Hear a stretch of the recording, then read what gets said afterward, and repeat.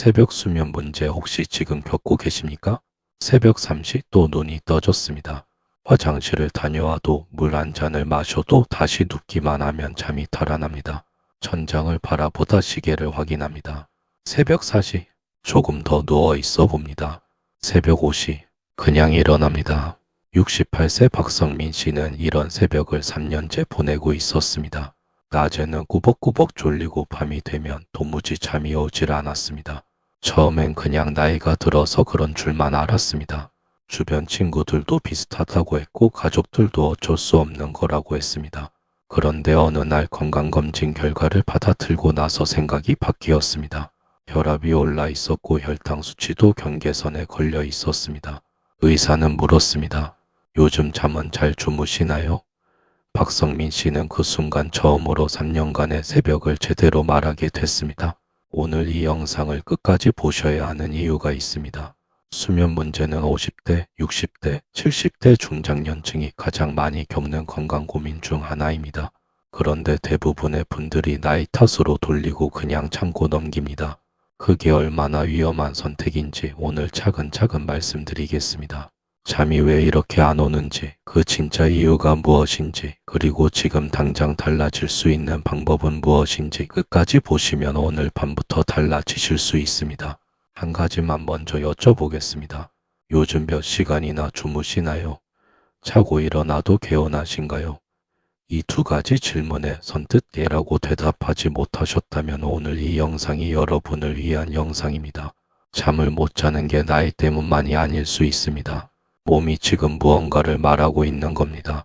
그 이야기를 오늘 함께 들어보시겠습니다. 왜 이렇게 많은 분들이 잠을 못 자면서도 그냥 넘기는 걸까요? 답은 하나입니다. 나이 들면 원래 그런 거라고 배웠기 때문입니다. 실제로 많은 분들이 이렇게 생각하십니다. 젊었을 때는 머리만 닿으면 잠이 들었는데 지금은 도무지 그게 안 된다. 밤에 두세 번은 꼭 깬다. 자고 일어나도 몸이 무겁다. 그런데 주변을 보니 다들 비슷한 것 같다. 나이 들면 다 이러는 거겠지. 이 생각이 문제입니다. 수면 전문가들은 말합니다. 나이가 들면 수면 패턴이 바뀌는 건 사실이지만 잠을 못 자는 것 자체는 자연스러운 노화가 아니라고요. 수면의 질이 떨어지는 데는 반드시 이유가 있습니다. 그리고 그 이유를 찾아서 해결하지 않으면 수면 문제는 단독으로 끝나지 않습니다. 잠을 제대로 못 자는 상태가 6개월 이상 지속되면 어떤 일이 벌어질까요? 혈압이 오릅니다. 혈당 조절이 어려워집니다. 심장에 부담이 쌓입니다. 면역력이 떨어집니다. 기억력과 집중력이 눈에 띄게 줄어듭니다. 그리고 우울감이 찾아옵니다. 이 모든 변화가 잠 하나에서 시작됩니다. 박성민 씨 이야기로 돌아가 보겠습니다. 그는 3년 동안 새벽마다 눈이 떠졌습니다. 처음 1년은 대수롭지 않게 넘겼습니다. 두 번째 해에는 낮에 자꾸 졸려서 불편했지만 그래도 참았습니다. 세 번째 해에는 몸 전체가 무겁고 아무것도 하기 싫고 예전과 다르게 작은 일에도 짜증이 났습니다. 그때서야 건강검진 결과가 경고를 보내왔습니다. 혈압 수치, 혈당 수치 모두 기준선을 넘어서고 있었습니다. 의사는 말했습니다. 이 수치들 수면 문제와 연결되어 있을 수 있습니다. 얼마나 오래됐나요?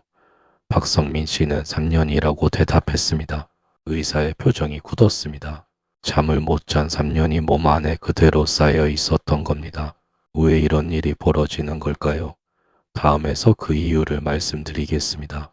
나이가 들면 수면이 달라지는 건 사실입니다. 그런데 달라지는 것과 망가지는 것은 다릅니다. 우리 몸은 잠을 자는 동안 단순히 쉬는 게 아닙니다. 하루 동안 쌓인 노폐물을 청소하고 손상된 세포를 복구하고 기억을 정리하고 호르몬 균형을 맞춥니다. 이 모든 작업이 잠자는 시간 동안 이루어집니다. 그러니까 잠은 단순한 휴식이 아니라 몸이 스스로를 고치는 시간입니다. 그런데 이 시간이 제대로 확보되지 않으면 어떻게 될까요?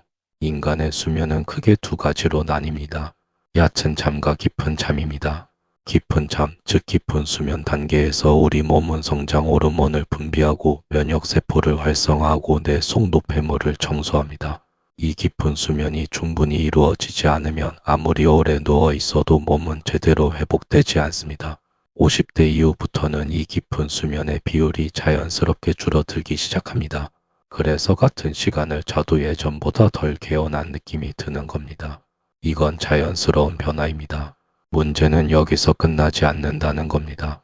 나이에 따른 자연스러운 변화와는 별개로 잠을 방해하는 다른 원인들이 함께 작동하기 시작합니다. 수면을 조절하는 멜라토닌 호르몬 분비가 줄어들고 스트레스 호르몬인 코르티솔이 밤에도 높게 유지되고 소화 기능이 약해져 속이 불편한 채로 눕게 되고 혈압이나 혈당 이상이 수면 중각성을 유발합니다. 이 네 가지가 동시에 작동하면 어떻게 될까요? 잠들기가 어렵거나 잠들어도 자꾸 깨거나 새벽에 일찍 눈이 떠지거나 자고 나도 피곤한 상태가 반복됩니다. 박성민 씨가 3년간 겪어온 게 바로 이 상태였습니다. 나이 탓이 아니었습니다. 몸 안에서 여러 가지가 동시에 신호를 보내고 있었는데 그 신호를 노화로 오해하고 있었던 겁니다. 다음에서는 그 원인들을 하나씩 더 구체적으로 살펴보겠습니다. 중장년 수면을 방해하는 첫 번째 원인은 멜라토닌 감소입니다. 멜라토닌은 우리 몸이 밤이 됐다는 신호를 받으며 분비하는 호르몬입니다. 이 호르몬이 분비되어야 졸음이 오고 잠이 들고 깊은 수면으로 이어집니다. 쉽게 말하면 멜라토닌은 몸의 수면 스위치입니다. 그런데 이 스위치가 나이가 들수록 점점 약해집니다. 50대부터 멜라토닌 분비량이 눈에 띄게 줄어들기 시작하고 60대가 되면 젊었을 때의 절반 이하로 떨어지는 경우도 있습니다. 스위치가 약해졌으니 잠드는데 시간이 걸리고 조금만 자극을 받아도 쉽게 깨는 겁니다. 그런데 여기서 멈추지 않습니다. 멜라토닌 분비를 더욱 방해하는 요인이 있습니다. 바로 빛입니다. 특히 스마트폰과 텔레비전에서 나오는 블루라이트가 문제입니다. 이 빛은 뇌에 아직 낮이라는 신호를 보냅니다. 멜라토닌 분비가 억제되고 몸은 자야 할 시간인데도 각성 상태를 유지합니다. 많은 분들이 잠들기 전에 텔레비전을 보거나 스마트폰을 확인하는 습관이 있습니다. 이 습관이 이미 약해진 멜라토닌 분비를 한 번 더 방해하는 겁니다. 박성민 씨도 마찬가지였습니다. 잠들기 전 한두 시간은 텔레비전을 보는 게 오랜 습관이었습니다. 잠이 안 와서 보는 건지 텔레비전 때문에 잠이 안 오는 건지 구분이 안 됐습니다. 사실은 둘 다였습니다. 두 번째 원인은 코르티솔 불균형입니다. 코르티솔은 낮에 높고 밤에 낮아지는 게 정상입니다.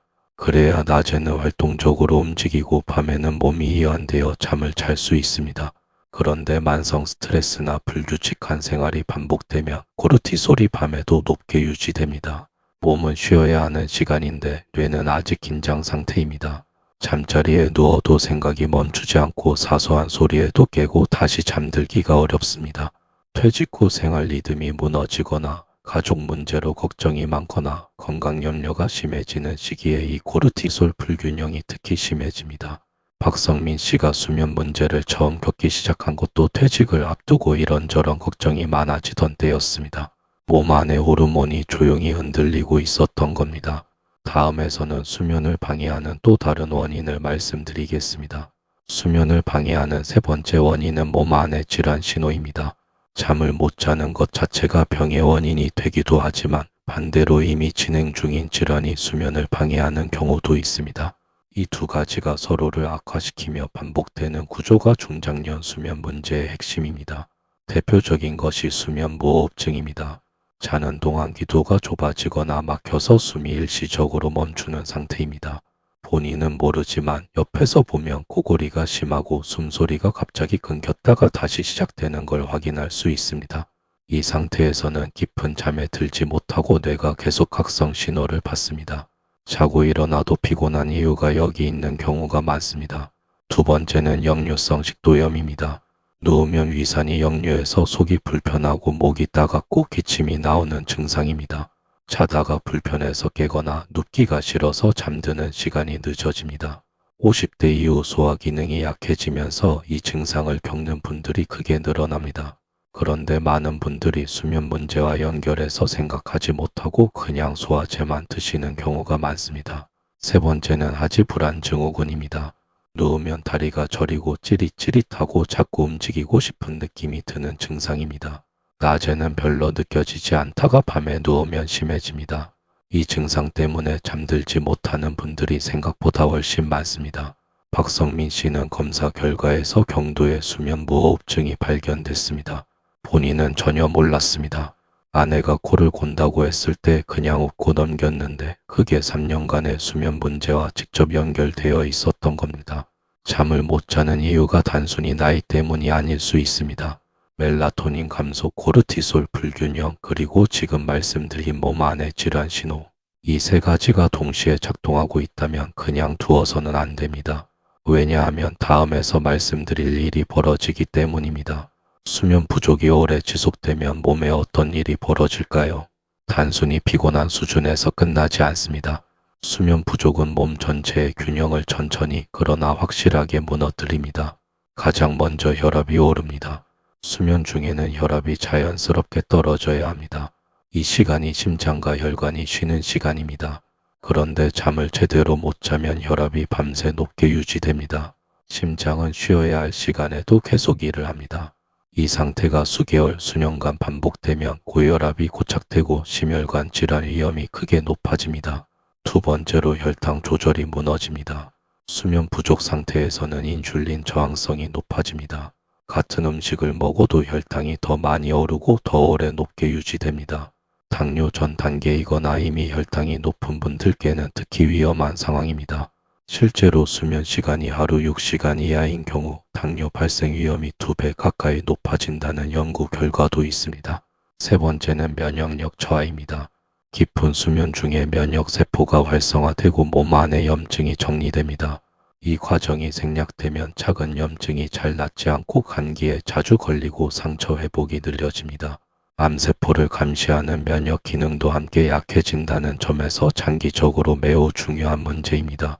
네 번째는 인지 기능 저하입니다. 잠을 자는 동안 뇌는 하루 동안 쌓인 노폐물을 청소합니다. 이 청소가 제대로 이루어지지 않으면 기억력이 떨어지고 집중력이 흐려지고 판단이 느려집니다. 장기적으로는 치매 위험과도 연결될 수 있다는 연구들이 계속 나오고 있습니다. 박성민 씨는 이 모든 이야기를 의사에게 들으면서 한 가지 생각이 머릿속을 떠나지 않았습니다. 3년 동안 그냥 나이 탓이라고 참아온 시간이 몸 안에서 이렇게 쌓이고 있었구나. 다행인 건 아직 늦지 않았다는 겁니다. 수면은 바꿀 수 있습니다. 지금부터 말씀드리는 방법들을 하나씩 적용하시면 오늘 밤부터 달라질 수 있습니다. 그렇다면 지금 당장 무엇을 바꿔야 할까요? 거창한 것이 아닙니다.